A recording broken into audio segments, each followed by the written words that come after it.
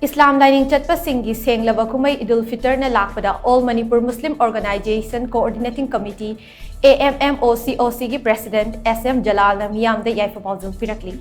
Yaipha Paojel ki video message amada AMMOCOC ki President SM Jalal na hai SHENGLABA Id-Ul-Fitr ki KUMHEI asina Lakpada lamdam asida tangdu leitaba purakpa oirasanu loinana lamdam asida khundaminariba kangluk furup khudingmakna amata oina nuksi chana hingminaba hotnaminasi haina mahakna leibak Meeyam Da Paojelakli ningol loiba pioiba sinna mayumda mapa mama unaba chatpa mapa mama singdagi adunga mangol asiba tua nijaba chatpa loinana chamin thamina bala singba sugumba singase numak